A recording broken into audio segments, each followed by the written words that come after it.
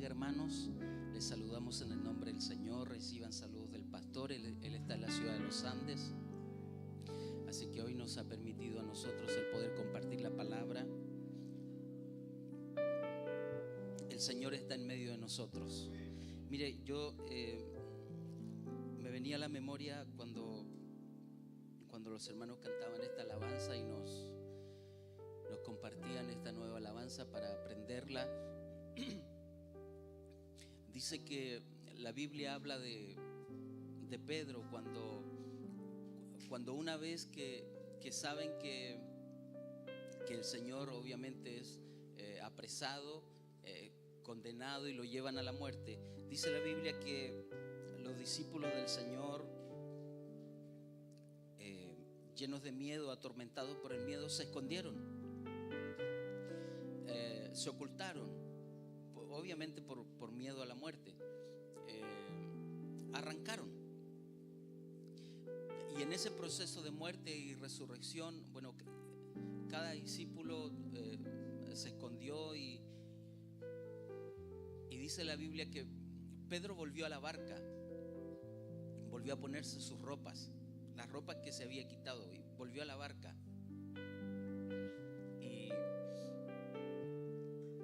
Y estando ya en el mar con Juan en la barca,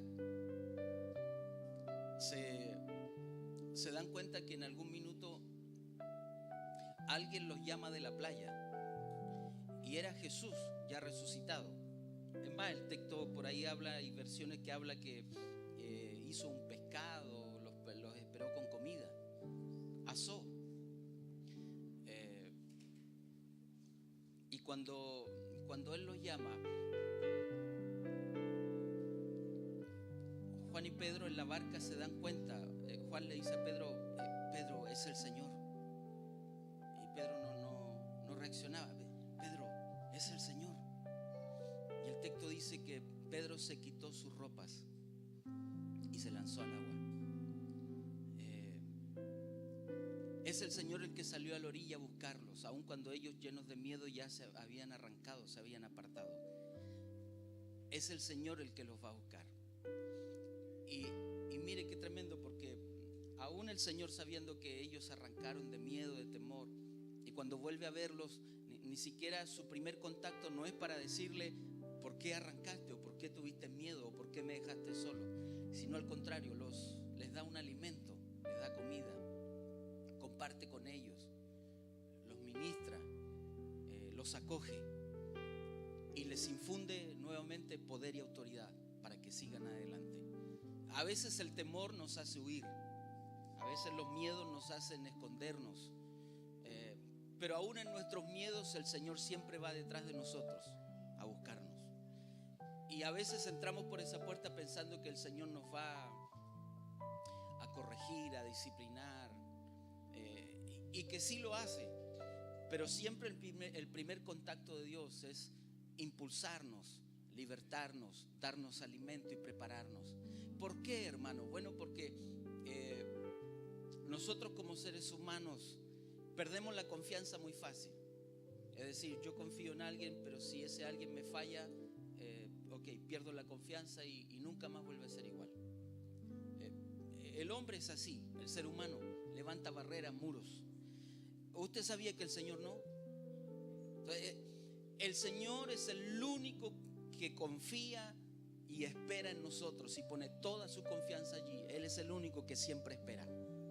Es más, veía caer a David y bueno, iba donde él, lo ministraba, restauraba la presencia del Señor, lo perdonaba, pero le decía, pero David, levántate.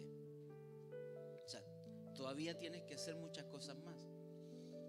Usó a un Elías poderoso en fuego, pero cuando se escondió en la cueva, temeroso, con depresión porque lo iban a matar, y no quería comer y hasta maldijo el día en que nació, viene la presencia del Señor y le da de comer y le dice, bueno, ponte de pie, levántate, porque el largo camino te resta.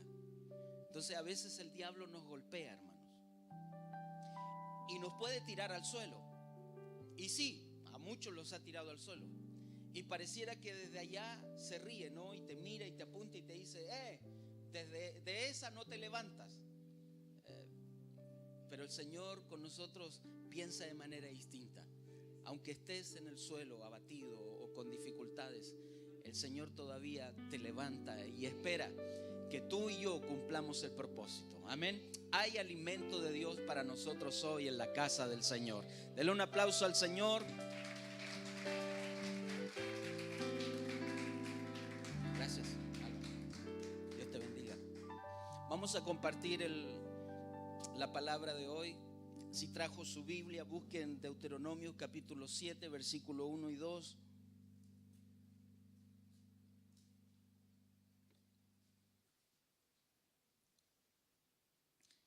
Si trajo su Biblia, todos con su Biblia, ¿no?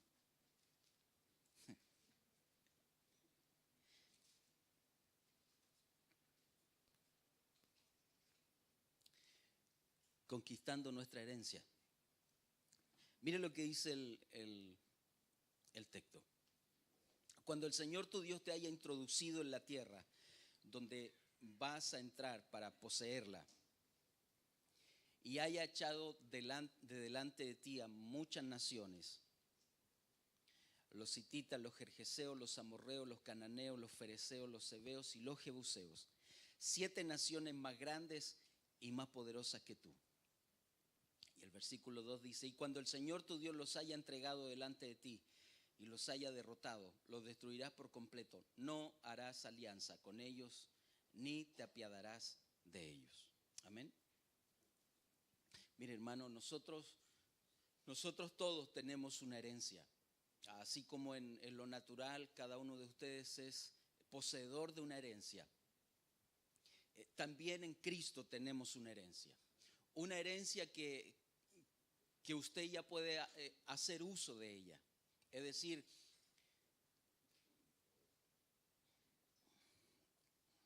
déjeme leer de nuevo el texto. Cuando el Señor tu Dios te haya introducido en la tierra donde vas a entrar para poseerla y haya echado delante de ti a muchas naciones, a todos los eos, 7 naciones más grandes y más poderosas que tú. Amén. Ahora, ese concepto de herencia necesitamos entenderlo, primero porque como de la misma manera que se maneja en el ámbito natural, es el mismo principio en el ámbito espiritual. Dios siempre se ha movido con la iglesia, con su pueblo, por medio de legalidad, derechos legales. Y por eso necesitamos de alguna manera entender que Él trabaja con nosotros mirándonos como hijos, que el hijo tiene derecho de todo en la casa de su padre, pero así como tiene derechos, también tiene deberes y responsabilidades. Entonces todos nosotros debemos entender ese concepto. Dios nunca va a negar la bendición sobre ti, pero siempre se va a mover bajo principios. Entonces si cometemos error en nuestros deberes y responsabilidades, obviamente nosotros mismos pondremos traba y dificultad para acceder a nuestro derecho. Amén. Es por eso que las tinieblas se mueven tanto en poder cautivar el alma del hombre, el alma del ser humano, porque es a través de emociones, de debilidades, es a través del alma donde muchos de nosotros cometemos errores y a veces no nos movemos en los principios de Dios. Dios le habla a su pueblo y le dice: mira, hay una tierra de bendición, hay una promesa, es un lugar que yo preparé para ti y es tuyo, le dice, es tuyo, a ti te pertenece, yo te lo doy, pero tú debes conquistarlo. Entonces era un regalo, pero no tan regalo, es decir, había que conquistarlo. ¿Qué pasa si Israel no era capaz de derrotar a esas naciones? Pues no conquistaría esa tierra. Y Dios le dice, antes de ir a conquistar, le da detalles y le dice: mira, tienes que hacer esto, esto aquí, esto. Lo que Dios más aborrece es la mezcla. Por eso el pueblo trataba de santificar su nombre, apartar a su Dios solo para ellos. Y por eso Dios quiso que su pueblo era santo. ¿Por qué? Porque lo quería apartar. Yo los quiero apartar para mí. No quiero que tengan mezclas. No quiero que se mezclen. ¿Recuerda cuando el pueblo comenzó a pedir rey? Y Dios le dijo: mira, no lo pidas. No es bueno que tenga rey. No, es que todos tienen. Israel decía: todos tienen, yo también quiero tenerlo. Entonces, a Israel muchas veces lo movió la masa, lo movió la modernidad, lo movió lo que hacía el resto de las naciones. Ellos querían ser iguales a ese resto de naciones. Y Dios, al contrario, estaba pensando al revés. Dios quería sacarlos de allí y hacerlos únicos, solo para Él, santos, apartarlos de esa mezcla. A veces cometemos el error de querer lo que toda la masa quiere. ¿Ha oído ese dicho? ¿A dónde va Vicente? A dónde va la gente. A veces lo que se mueve en la sociedad o las cosas que se están gestando, pareciera que también lo queremos y queremos mezclarnos con eso. Pues Dios en la Biblia nos enseña de manera distinta. Él le da la heredad, le da esta bendición a su pueblo, pero le pide que lo conquiste. Para eso el pueblo tenía que santificarse, apartarse, buscar a Dios, arrepentirse, de tener fe. En realidad era un ejército, obviamente entrenados con estrategias de guerra y todo, pero era el Señor el que pelearía junto a ellos. En aquel tiempo los espíritus territoriales, es decir, el conocimiento de un ámbito espiritual para todas las naciones no era algo ajeno. Ellos estaban muy ligados a eso. Entonces cuando entraban a la guerra, lo primero que indagaban eran cuáles eran los dioses de las naciones enemigas. Entonces ahí salían todos los dioses a quienes ellos adoraban, y en sus estandartes llevaban la imagen de esos dioses, y por eso salían marchando con los primeros que avanzaban eran los estandartes, porque ellos de alguna manera declaraban en el estandarte el espíritu de esa deidad que iba a tomar posesión en el lugar. Por eso era tan llamativo de la manera en que acampaban las tribus en el tabernáculo. Por eso era tan llamativo qué tribus debían marchar adelante, quiénes a los costados y quiénes atrás. Es decir, no cualquier tribu debía ir adelante al campo de la batalla. ¿Se acuerda usted qué tribu era la que iba adelante? Judá. Judá es alabanza. Y Judá llevaba un estandarte con una figura. Esa figura era el león de la tribu de Judá. Entonces cuando Israel se movía y levantaba su estandarte, lo que declaraba en el territorio era que un león de la tribu de Judá rugía por ellos. Ellos declaraban la presencia del Señor. Entonces, a modo de comentario, no extra, pero bien al caso porque lo estamos estudiando. Toda representación aquí en la tierra influye algo en el ámbito espiritual.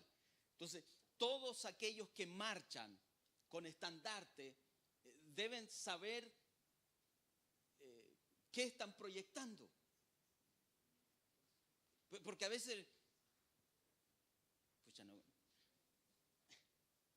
no quiero ofender, hermano, porque Dios bendiga, pero ha visto cuando hay congregaciones que marchan y levantan estandarte y se pasean por la ciudad,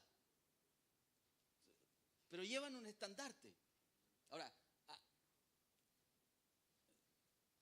¿a quién celebran en el estandarte? Es decir, tiene que haber un propósito. El levantar bandera, hermano. O sea, el levantar bandera tiene una representación en el ámbito espiritual. Si no, ¿por qué pregúntese que el movimiento tiene bandera? ¿Y por qué a veces las casas de gobierno proyectan banderas? Porque en el mundo espiritual están representando algo.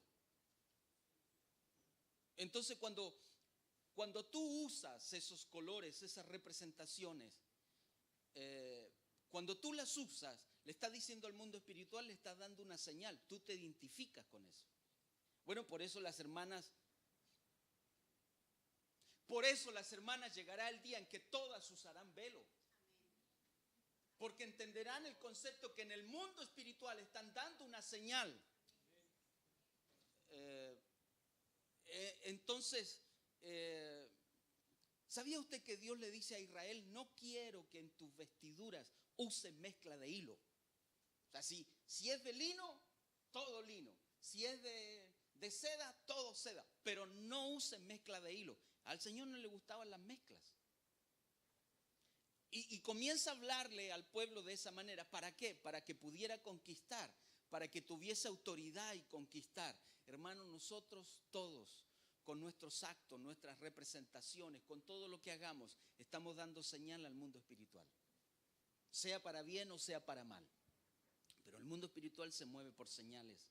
Por eso Dios le pide a su pueblo y le dice: pinten las puertas de su casa, las ventanas, pongan señal con la sangre de Cristo para que el ámbito espiritual, las entidades puedan saber y tener la señal de que. Por eso cuando nos movemos y vamos a todo lugar, hermano, hay una señal sobre nosotros. El pueblo de Dios se movió en batalla, se movió a muchos lugares y siempre tuvo una señal. Toda la gente lo veía y lo reconocía. Estos son los hijos de Dios, los hijos de Israel. Entendían que Israel tenía un Dios todopoderoso. Ahora, nosotros tenemos una herencia, hay una tierra prometida para todos los que creemos. Ahora, no solo cuando hablamos de herencia y tierra prometida, no solo es una ciudad celestial arriba en los cielos, calles de oro, mar de cristal, Jerusalén, qué bonita eres. No solo es allá. Y no solo necesitamos tener una mirada futurista, es decir, es allá donde viene todo lo bueno. No, hermano. Dios quiere darte una vida y en abundancia. Esa vida abundante no solo va a estar allá arriba, también tiene que estar aquí. Mientras vivamos aquí, nuestra vida aquí no debe estar desconectada de Dios. Hijos de Dios somos, no cuando lleguemos a la Nueva Jerusalén. Hijos de Dios somos aquí, hermano, en medio de nuestra vida, en medio de nuestros hogares, en la familia, en el trabajo, en todo lugar. Esa vida de Dios tiene que manifestarse. Esa es nuestra herencia, entrar a esa vida y manifestarla. ¿Por qué? Bueno, porque a veces nos damos cuenta que pareciera que la enfermedad, el engaño, la mentira, el fracaso, las derrotas, pareciera que toda la pesadumbre, toda tribulación son nuestros mejores amigos. Entonces, ¿a dónde vamos? Ellos van con nosotros.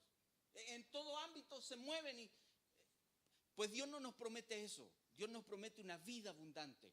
Para llegar a conquistar aquella vida abundante necesitamos resguardar algunos principios, no cometer algunos errores y entender que Dios nos aparta. Él nos quiere santos, apartados, vive una vida apartada para Él. Por lo tanto, si los demás tienen reyes, yo debo entender que Él es mi único rey.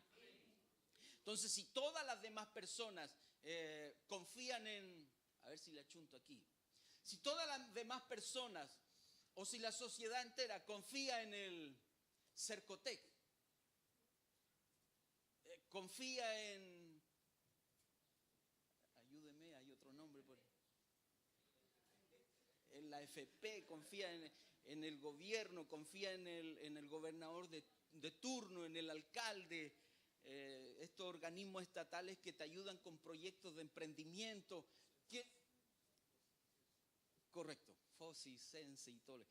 Que no es malo, que está bien, es una oportunidad, es una puerta que usted tiene, que no es malo. El tema es cuando depositamos toda nuestra fe en ellos. Entonces, ojalá que salga Él, porque Él va a arreglar todo. No, hermano, el que cambia y transforma todo, como lo cantábamos, es el Señor. Entonces, aunque todo, Cercotec y todo gobernante y toda oficina te cierre puertas, cuando el Señor pone una bendición sobre ti, aunque las puertas estén cerradas, Dios las abre. Y mueve y hace cosas. Y Dios las abre. ¿Por qué? Porque yo necesito levantarle estandarte a Él. Porque todo lo que poseemos o lo que lleguemos a tener es gracias a que Él nos ha ayudado.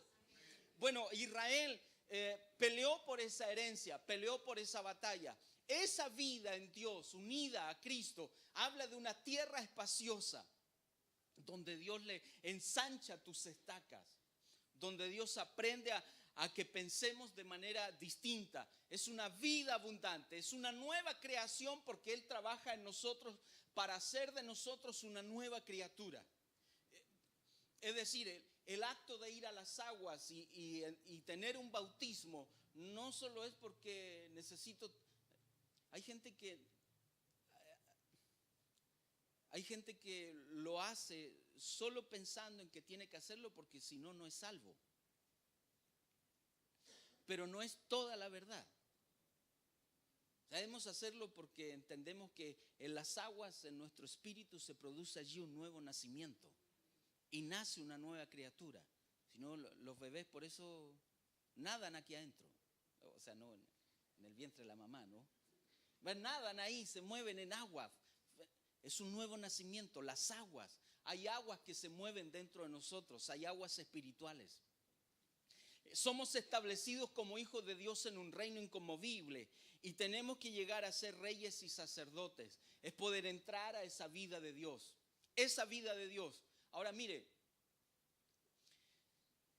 al igual que Israel, nosotros también tenemos una promesa.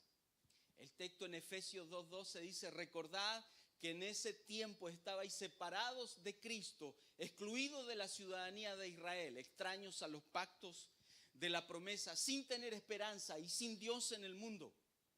Pero ahora en Cristo Jesús, vosotros que en otro tiempo estabais lejos, habéis sido acercados por la señal.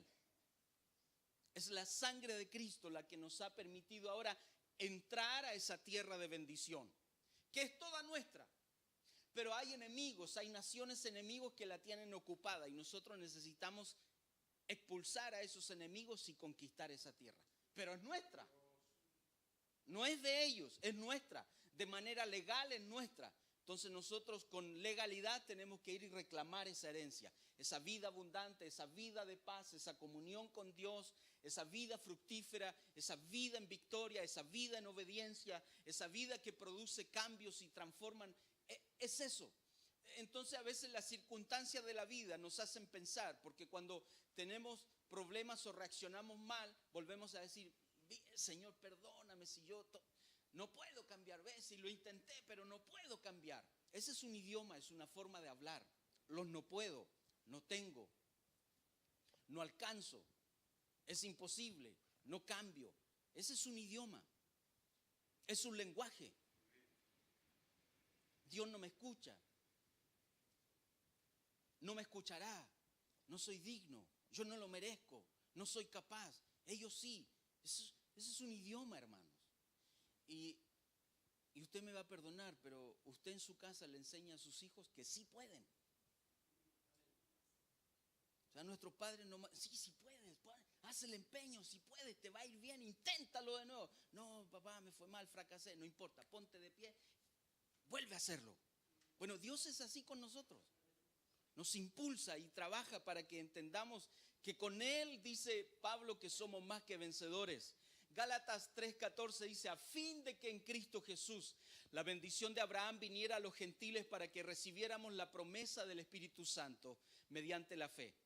Y si soy de Cristo, entonces soy descendiente de Abraham, heredero según la promesa. En Abraham había una promesa. Y la Biblia dice que yo y tú también somos herederos de esa misma promesa, de las bendiciones que tuvo Abraham. Ahora mire, hermano, mire cómo trata Dios con su pueblo. Y dijo Josué a todo el pueblo: así dice Jehová, Dios de Israel: vuestros padres habitaron antiguamente al otro lado del río, esto es Taré, padre de Abraham y de Nacor, y servían a dioses extraños. Y yo tomé a vuestro padre Abraham del otro lado del río y lo traje por toda la tierra de Canaán y aumenté su descendencia y le di a Isaac. Dios está clarito que tiene un pueblo al otro lado del río y que piensa y vive de una manera. ¿Qué necesitaba el Señor? Sacarlos de allí y llevarlos a una tierra de bendición. Cruzar el mar, luego cruzar el Jordán, pero había que haber un cruce. Necesitaban pasar por un río. El cruce de ríos para nosotros tiene que ver con etapas de la vida donde necesitamos sortear aquello y pasar, cruzar el río, salir adelante. Ahora, ¿qué hace el Señor en este proceso del pueblo? Bueno, Dios les comienza a enseñar que no siempre debían vivir solo por la misericordia. ¿Se recuerda cuando eran esclavos en Egipto? No, perdón, cuando estaban de camino a Egipto, a la tierra prometida, vivían con el maná en el desierto. El maná en el desierto representaba solo una vida de misericordia. Entonces Dios le dijo, mira, yo para ti tengo una medida de Gomer que era estilo una fuente, y salían todos los días a buscar el par de kilos de pan al desierto. Y salían y lo recogían y esa era su porción al día. Ellos vivían bajo esa misericordia.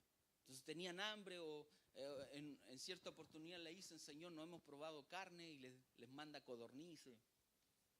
Echaban de menos las cazuelas de Egipto. O sea, imagínense, caminando en el desierto comiendo pan de ángeles y comiendo carne de codornices, pero llega el minuto en que a lo mejor el esposo le dice, amor, ¿y cazuela? Vivían de la misericordia. Dios les daba, vivían de la misericordia. No es malo vivir de la misericordia, pero usted y yo no podemos pasar toda la vida viviendo de la misericordia de Dios.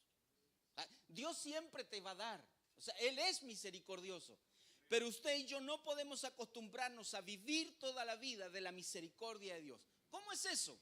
Cuando usted, bueno, será lo que Dios tiene para mí, esto será, y bueno, bienvenido, bueno, y será, es cuando usted se conforma con lo que está viviendo.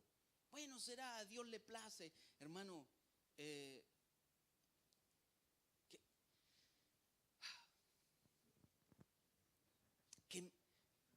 Yo pensaba así, yo pensaba así, yo estoy seguro que usted no piensa así, yo pensaba así. Qué mal concepto yo tenía de Dios. ¿Sabe lo que me habían enseñado? Que Dios tenía que hacerme sufrir para que Él se diera cuenta si yo realmente soy su hijo, que yo sufra. Perdón, hermano, ¿usted ha visto a su hijo o a su hija o a su pequeña hacerse un corte o sangrar un poquito? O cuando se pega, no sé, ¿ha visto? ¿Y ha sentido como que le duele más a usted que a ella? ¿No? Como que el mismo corte, como que sangrara a usted.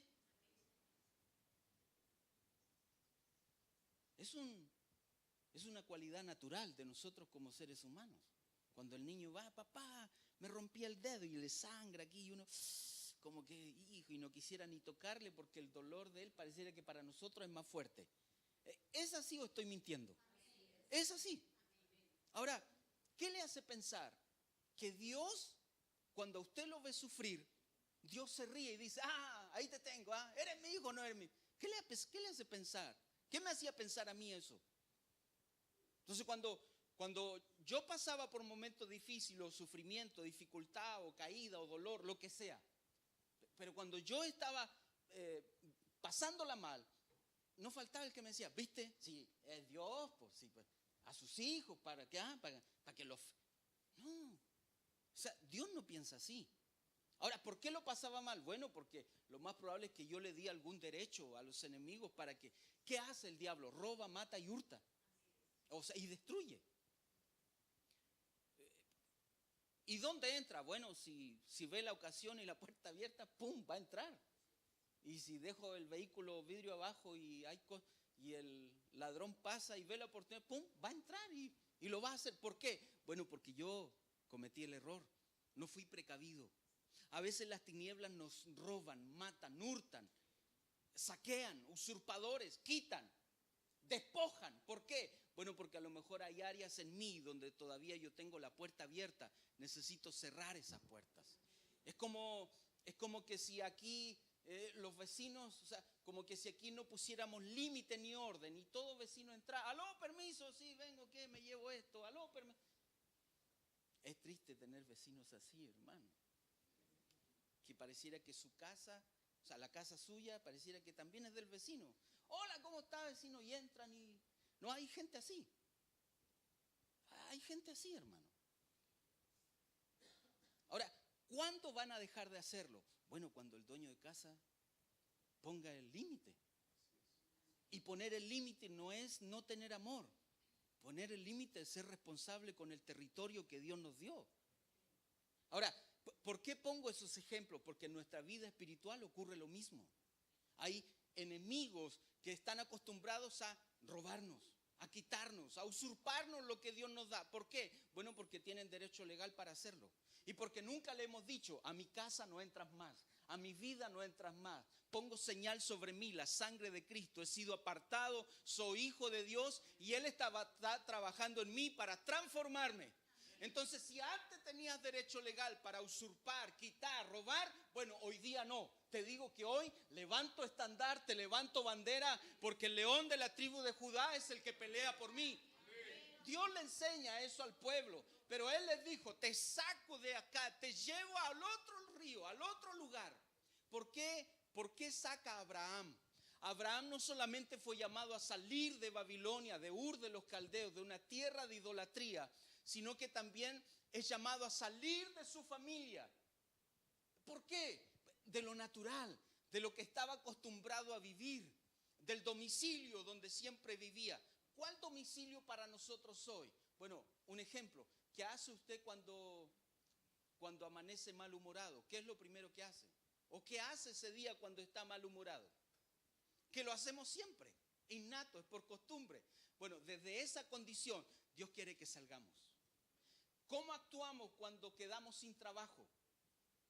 ¿Cuál es nuestra forma de actuar? Bueno, desde esa forma de vivir, Dios quiere que salgamos. ¿Qué hacemos cuando enfrentamos la enfermedad? ¿Cómo actuamos?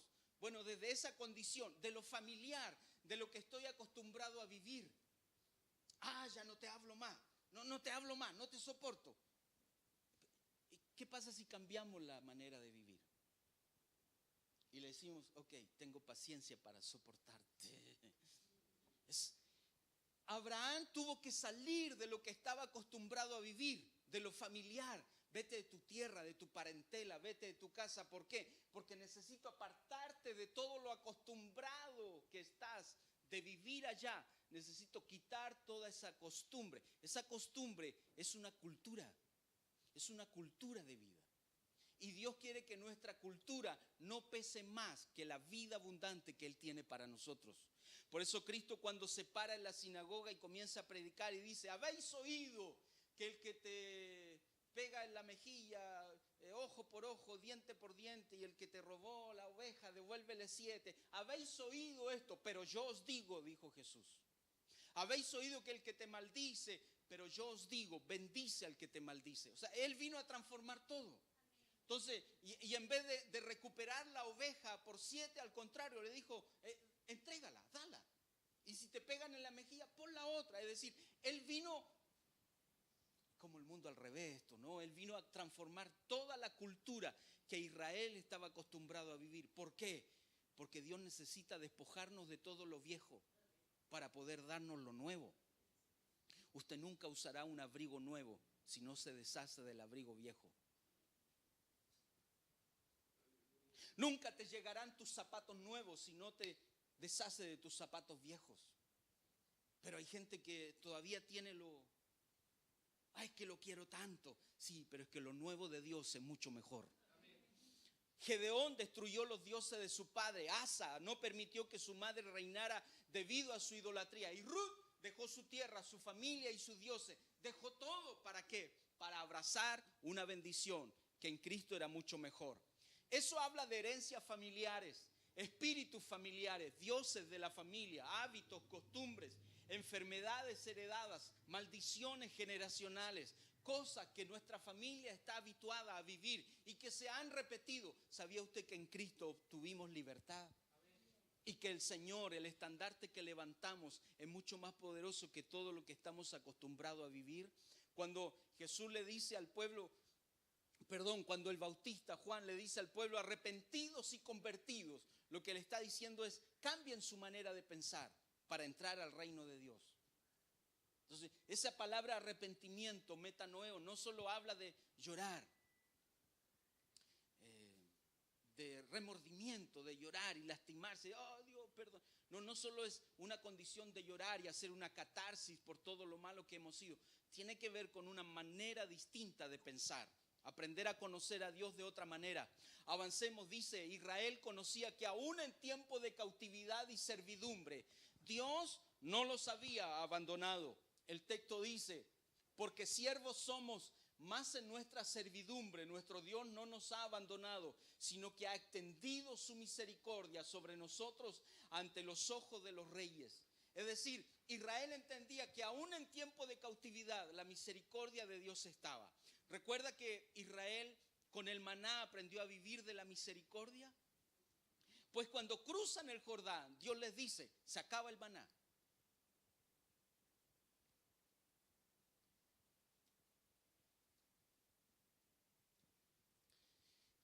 Tú y yo no podemos acostumbrarnos a vivir de lo que Dios nos da, que no es malo. Pero usted y yo no podemos acostumbrarnos a vivir de lo que Dios nos da. ¿Sabe por qué? Porque el pueblo de Israel cuando cruza el Jordán les dice, manda espías que vean la tierra, que la conozcan, que estratégicamente vean, y se encuentran con un racimo.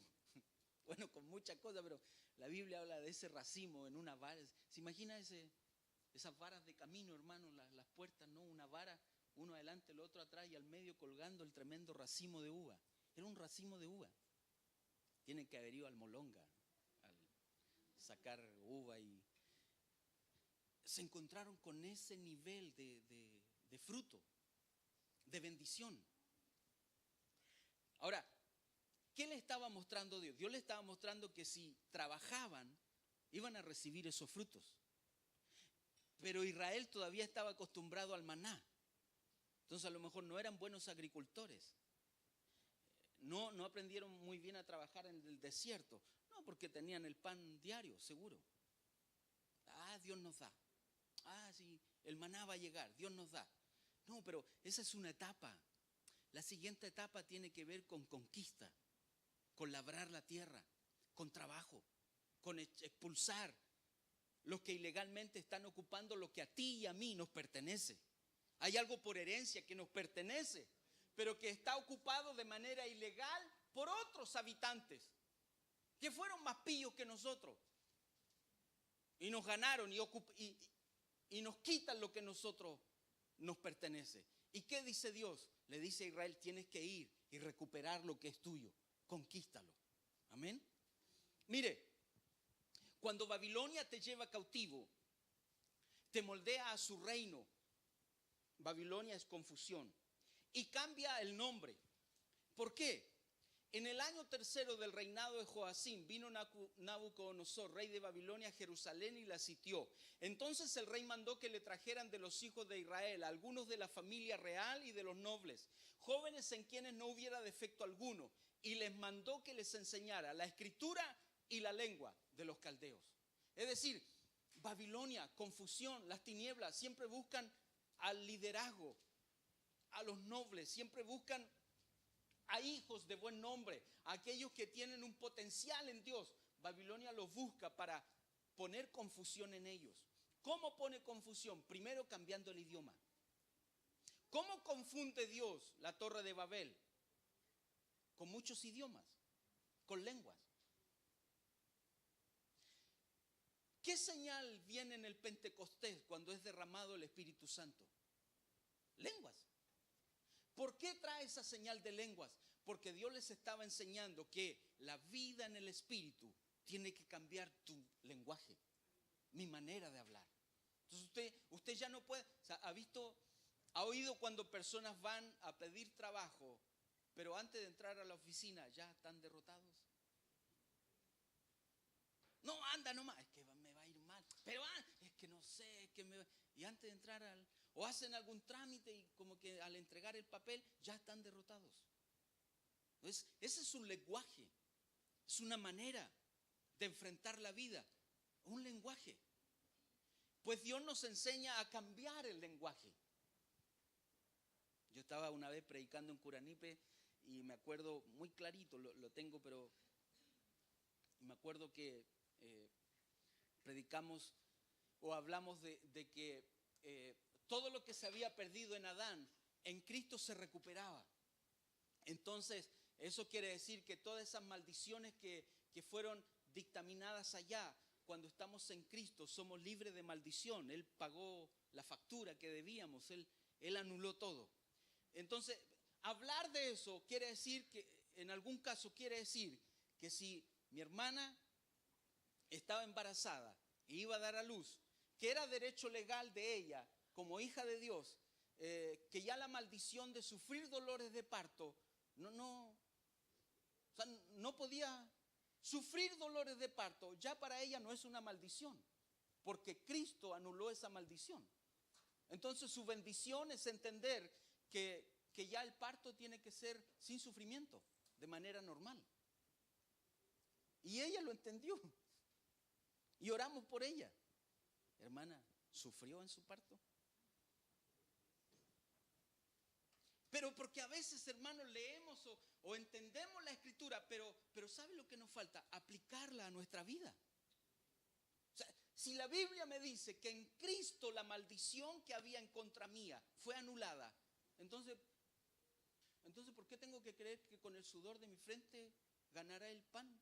¿No ha oído al pastor cuando dice trabaje menos y gane más? ¿No, ¿lo ha oído o no lo ha oído? Entonces las mujeres que van a dar a luz, ¿por qué van con el concepto de que es terrible? Si producto de esos dolores son producto de una maldición, la maldición ya no está sobre nosotros. Avancemos. Mire, el Hijo de Dios hoy hace guerra espiritual en los aires. Efesios 6:12 dice: porque no tenemos lucha contra sangre y carne, sino contra principados, potestades, gobernadores de las tinieblas de este siglo, contra huestes espirituales de maldad en las regiones celestes. Entonces nuestra guerra hoy no es contra las personas, sino contra entidades espirituales que solo hacen daño. Entonces, ¿qué hace el enemigo? Bueno, miren lo que hace el enemigo. Cuando una congregación se levanta unida para adorar al Rey, lo primero que hace el enemigo, trae división. Eso es. Dios quiere unir y llevar a un pueblo que marche levantando su estandarte, pero entidades espirituales se levantan para dividir. ¿Por qué dividen? Bueno, por el mismo principio que usó Dios en Babel. Destruyo al pueblo porque es uno. Y si los dejo avanzar, llegará el día en que yo no los podré detener. Así dijo Dios, tuvo que destruirlos. Bueno, las tinieblas usan ese mismo principio y quieren dividir. Entonces, ¿cómo opero yo? ¿Cómo pienso? Connie es la culpable, no ella. Me voy en contra de la persona, sin entender que entidades espirituales influyen. ¿Sabía usted que nuestra mente es capaz de construir realidades? La mente, hermano. Solo con la mente. A veces construimos tremenda realidad. Y vivimos de acuerdo a esa, y es ficticio, es aquí. O si me miró mal, Samuel, que me está mirando mal. Si me miró mal, entonces mi mente comienza a elaborar una tremenda realidad. No, y le saco que por aquí, que por esto, que por lo otro. Es que el otro día lo dijo, es que lo dejó, que lo sacó, que no volvió. Y armo una tremenda realidad. Aquí, hermano. Sin entender que cuando voy hacia mi hermano, aunque no me quiera dar la mano, voy hacia mi hermano, lo saludo o lo bendigo y me doy cuenta que lo que yo pensaba nunca fue. Son enemigos que distraen, que trabajan en contra. Estas cosas, dijo Pablo, le sucedieron como ejemplo y fueron escritas como enseñanza para nosotros, para quienes ha llegado el fin de los siglos o de la era. Por tanto, el que cree que esté firme, tenga cuidado, no sea que caiga. Mire, hermano, Dios le dice a Israel: tienes 7 naciones más poderosas que tú, pero que debes derribarlas. Esas naciones o esos nombres hoy ya no existen. O sea, no existe el país de los amorreos. Pero sí, en la división de países y ciudades y en generaciones fueron transformadas y hoy deben tener otro nombre. Yo créame que no hice el trabajo de buscar, de decir, no, los amorreos son los sirios. No hice ese trabajo. Pero sí quiero hablarle hoy de los espíritus que trabajaron en esas naciones y que hasta el día de hoy influyen, no solo en la tierra, sino en la iglesia. Siempre he dado este ejemplo más gráfico para que usted le entienda, ¿no? ¿Usted se acuerda de ese personaje? Que lo saludaban así. Ya. Él ya no está, murió.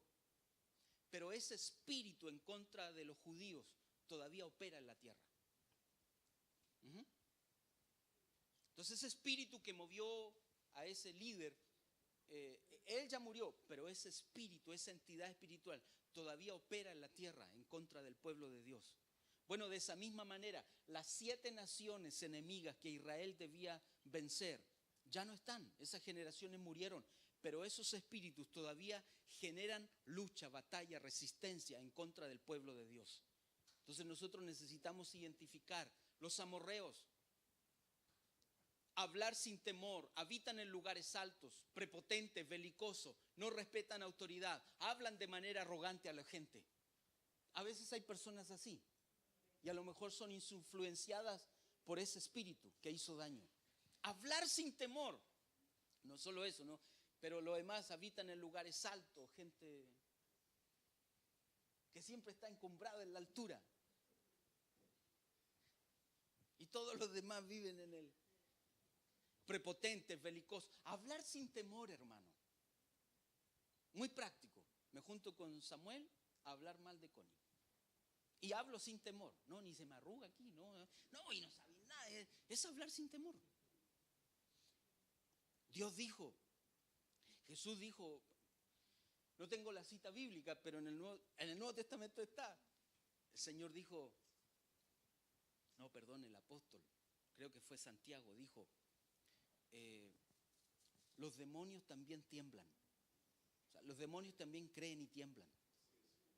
Pero hay hijos de Dios que no creen y tampoco no tiemblan al pecar. Es decir, hay gente que está tan cauterizada que para pecar ni siquiera tiemblan delante de Dios, sino que les da lo mismo. ¿Qué quiero decir, hermano? Que a veces las entidades espirituales son más temerosas a Dios que los propios hijos de Dios. Así lo dice la Biblia. Las entidades espirituales tiemblan delante de Dios y saben que entrar a un lugar donde legalmente Dios opera, ellos saben que van a tener justo pago, justo juicio. Pero a veces nosotros inconscientemente perdemos el temor. Eteos, tierra oprimida, espíritu carcelero, espíritu opresor. Gente que siempre se siente oprimida, siempre se siente cautiva, presa, como que no estalla, no está en libertad. Como que tiene un poco de descanso y luego vuelve a ser cautivo, a ser oprimido. Gergeseo, moradores del barro, pantano, tierra arcillosa, atacan la promesa, rompen tu compromiso con Dios. Los cananeos, un mercader humillado. Ladrones, usurpadores provenientes de Amalek. Jebuseos, dados a la ofrenda, pagar tributos por beneficios. Ese pagar tributos por beneficio es como una definición muy diplomática. Eso es coima. Fereceos, campo abierto, sin protección, sin muros. Heveos, habitantes del campo, aldeanos sagaces en el engaño y mentira, astutos e idólatras. Cada nombre, cada entidad que gobernó en esas ciudades o en esos enemigos de Israel, cada entidad a veces sobre nosotros pone oposición y quiere influenciarnos. ¿Para qué? Para que no avancemos y no conquistemos la bendición y la herencia espiritual que Dios tiene para nosotros. No se trata de vender un mundo de Bilzipab.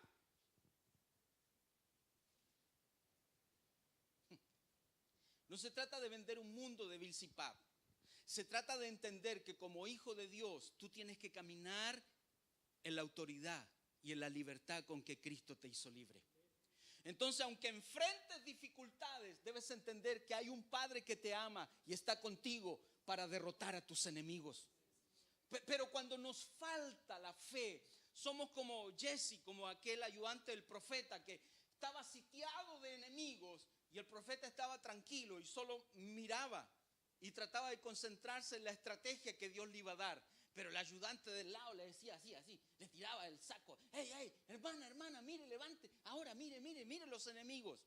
Y el profeta le dice, tranquilo, oro para que Dios abra tus ojos.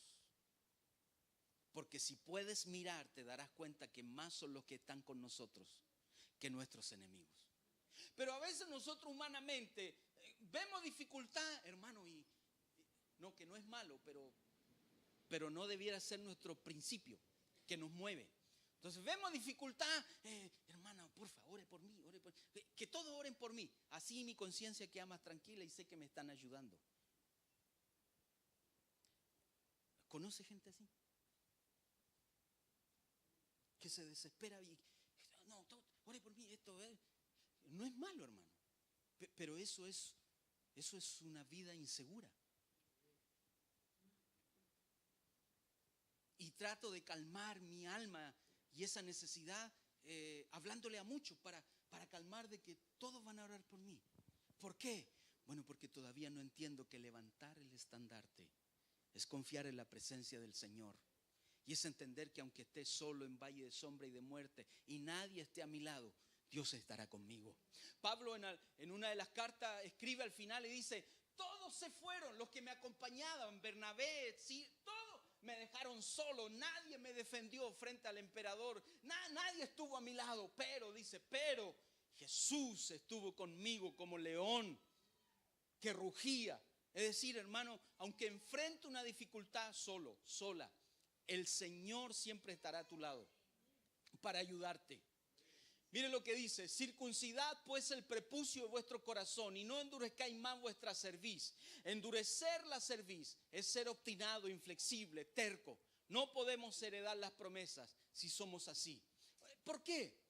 Porque Dios le habla a Israel y le dice: mira, hay un enemigo que tienes que derrotar. Es Amalek, los amalecitas. Esos amalecitas, cada vez que el pueblo marchaba, lo esperaban escondidos en el desierto. Y cuando el pueblo marchaba, obviamente había gente que se quedaba atrás, que se cansaba y caminaba más lento porque se cansaban en el desierto. Sin embargo, el pueblo marchando, las tribus iban todas a un ritmo, levantando bandera, estandarte, caminaban a un ritmo. Pero del mismo pueblo de Dios hay gente que la Biblia lo describe como los cansados, los demorados, aquellos que están afligidos con cansancio y no pueden seguir el ritmo y se quedan atrás. Todos los que se quedaban atrás, los amalecitas venían sobre ellos y les robaban, los usurpaban. Por eso espiritualmente usted y yo no podemos quedarnos atrás cuando la iglesia va avanzando, porque corremos el peligro que los amalecitas espirituales vengan sobre nosotros, nos roben, te quiten la paz, te quiten la tranquilidad, quiten el gozo, quiten de ti la esperanza, la fe. Y puede que obviamente, como no tienes esperanza, no tienes fe, no tienes paz, verás aquí que todos cantan, adoran, exaltan y reconocen a un Dios poderoso. Y yo me sentiré como el único que la estoy pasando mal. ¿Por qué? Porque soy presa de los amalecitas. Endurecer la cerviz, ser obstinado, inflexible.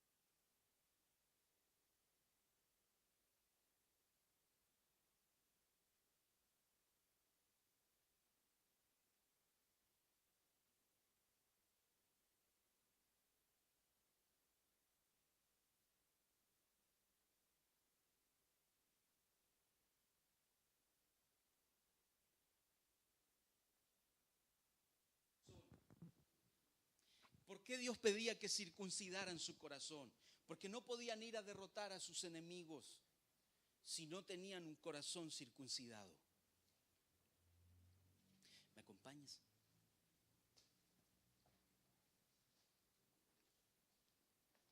Dios le dice a Israel: yo haré maravillas contigo, te daré victoria, pero no la tendrás si no te santificas, si no circuncidas tu corazón. Ahora, ese acto de circuncisión literalmente hoy día no funciona con nosotros. ¿Me explico? O sea, no. Ellos se circuncidaban con la señal del pacto, cortaban el prepucio. En esos tiempos no habían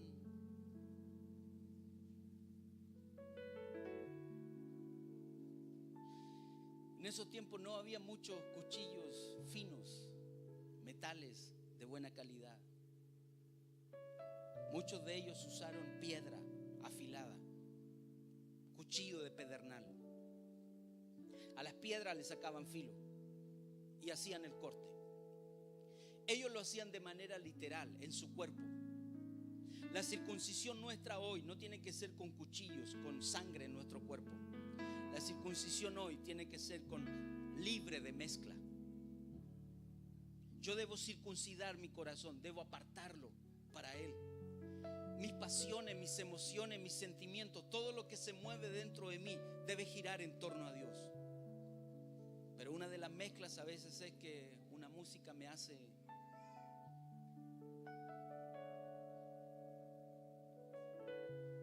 A veces mis emociones florecen más con música romántica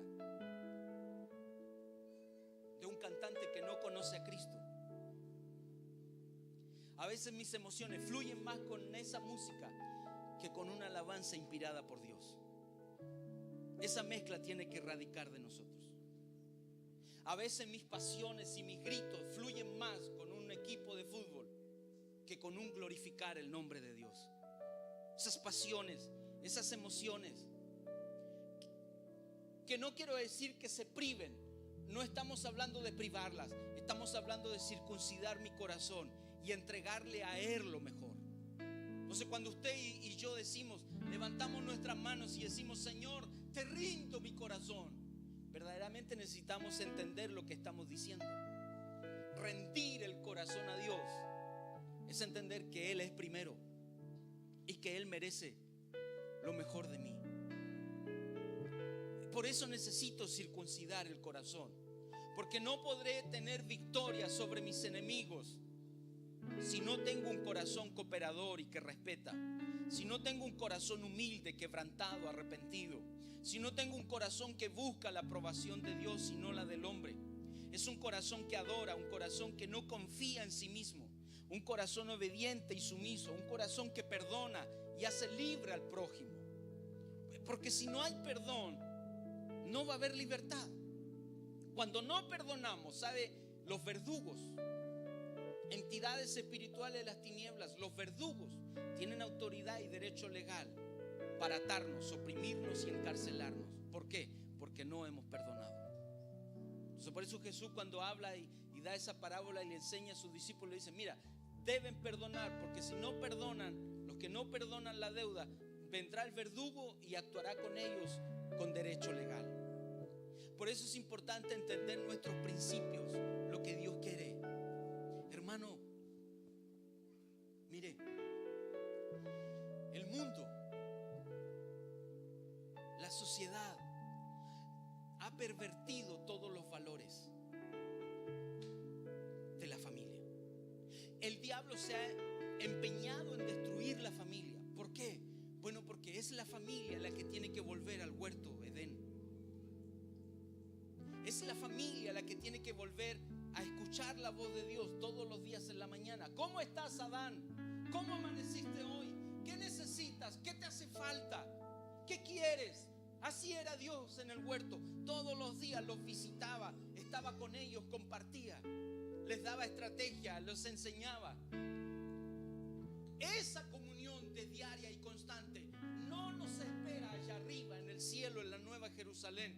Esa comunión diaria y constante nos espera aquí en nuestra vida, porque es aquí donde necesito ser transformado, es aquí donde necesito ser una nueva criatura, es aquí donde necesito derrotar a mis enemigos, porque obteniendo victoria aquí tendré derecho legal para entrar a las bodas del Cordero.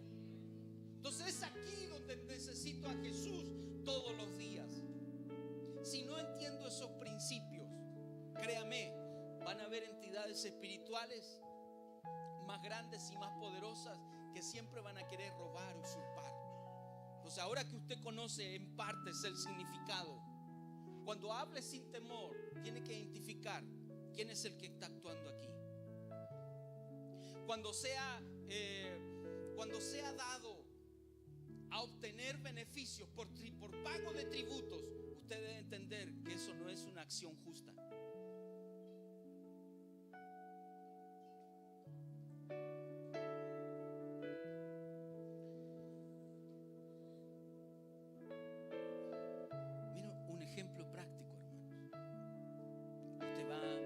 oficina a hacer un trámite, pero usted y yo sabemos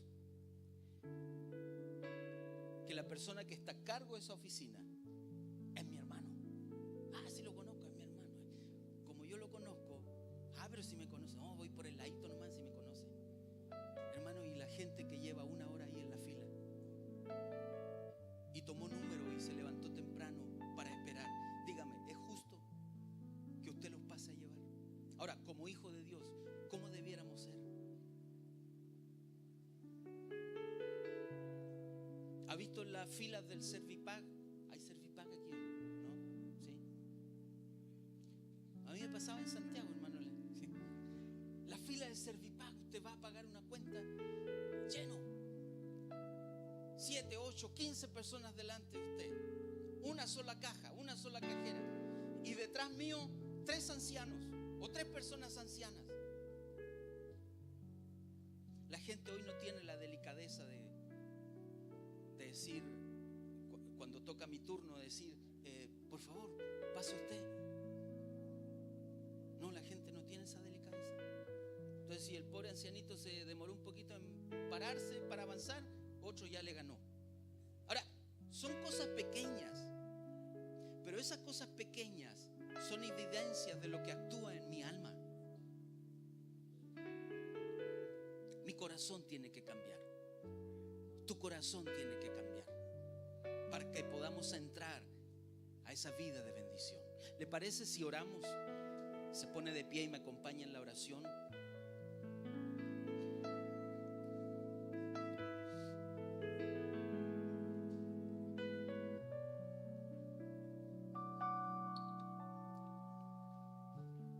Padre, en el nombre de Jesús, te damos gracias en este día. Señor, oramos para exponer nuestro corazón a la luz de tu palabra. Oramos para exponer a nuestros enemigos, a aquellos que lastiman nuestra vida, aquellos enemigos, Señor, que con derecho legal nos han robado, usurpado, quitado. Entidades espirituales que han usurpado la paz en los hogares, en las familias, en los matrimonios. Oramos, Señor, y ponemos en evidencia a todo espíritu opresor, carcelero, a todo espíritu que lastima el corazón de la iglesia. Hoy lo exponemos a la luz de tu palabra, Señor, y un día más declaramos y levantamos estandarte al león de la tribu de Judá. Un día más, Señor, por la fe pintamos las puertas de nuestra casa con la sangre de Jesús. Ponemos señal sobre las ventanas de mi familia y de mi hogar con la sangre de Cristo. Señor, y oramos para declarar y acusar toda ilegalidad de espíritus de las tinieblas que han robado, usurpado la paz, la bendición, el gozo. Oramos por aquellos hermanos que han quedado cansados en el camino, aquellos que han quedado atrás y que están demorados. Oramos para que tú les des nuevas fuerzas, para que levante sus pies y puedan marchar al ritmo de la iglesia. Señor, para que nadie pueda robar en ellos el gozo del Espíritu. Oramos hoy para quitar todo cansancio de la vida de tus hijos. Señor, para que este año 2018 sea un nuevo tiempo, una nueva concepción de vida, un nuevo nacimiento de vida y vida en abundancia. Abundancia de paz, abundancia de gozo, abundancia de amor, abundancia de perdón, prosperidad, finanzas bendecidas, abundancia de salud. Oramos y cubrimos a la iglesia en este día. Hermano, levante sus manos, exponga su necesidad. Es tiempo hoy, en el nombre de Jesús, de orar, de presentarle al Señor, de decirle que en muchas ocasiones nos hemos equivocado y hemos tomado malas decisiones, pero hoy exponemos a la luz de la palabra a todos nuestros enemigos. Levante por fe el estandarte, haga flamear la bandera del evangelio. Ponemos señal de Jesús sobre la cabeza de tus hijos, la sangre de Cristo. Padre, que el ámbito, que el reino, que el mundo espiritual tenga presente que hay una iglesia hoy que levanta bandera, palmas a los cielos, palmas en las alturas, para declarar la victoria, el Rey de Gloria en medio de nosotros. nosotros. Levante sus manos, adore, únase en adoración hoy, y en medio de toda dificultad pueda salir de adentro suyo, de su propio espíritu, un canto de libertad, un canto de victoria, un nuevo lenguaje. Oramos para que el lenguaje que estás acostumbrado a hablar hoy sea transformado por el poder del Espíritu Santo. Que cambie tu lenguaje, que tu lenguaje cambie, que creas que todo es posible para el Señor. Este es mi deseo, honrarte a ti con todo mi ser, te adoro a ti.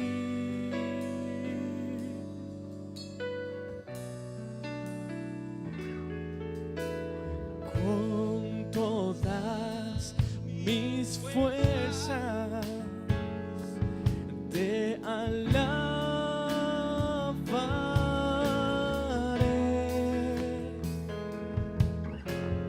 Mi adoración eres tú, oh Rey.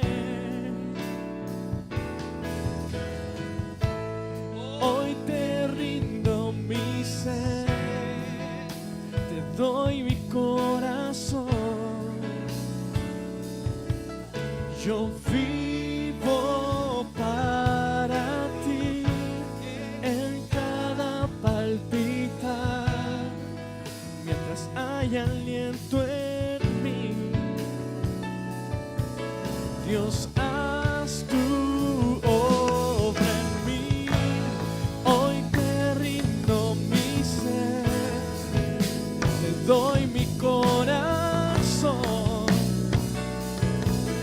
Yo vivo para ti en cada palpitar, mientras hay aliento en mí. Dios, haz tu obra en mí. Hoy te rindo mi ser, te doy mi corazón.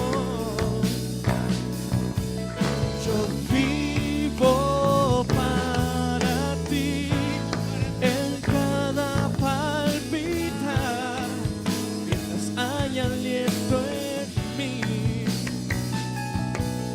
Dios, haz tu obra en mí.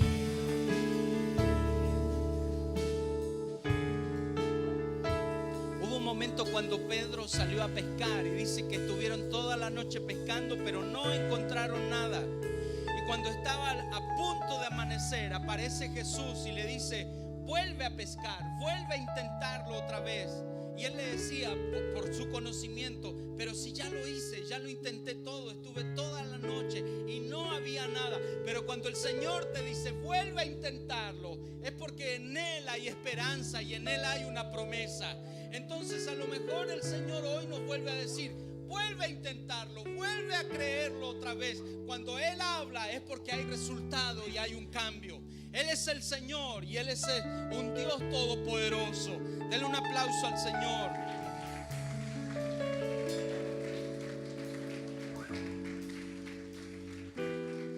Que Dios nos ayude, hermano, para que este año esa proclama sea pero tangible, no solo en su vida, sino en la iglesia, en el ministerio.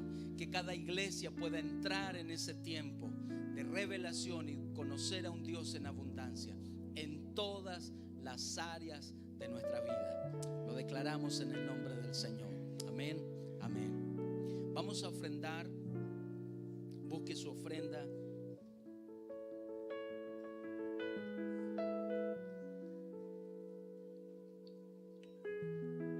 Tómela en su mano derecha y vamos a bendecirla en el nombre de Jesús.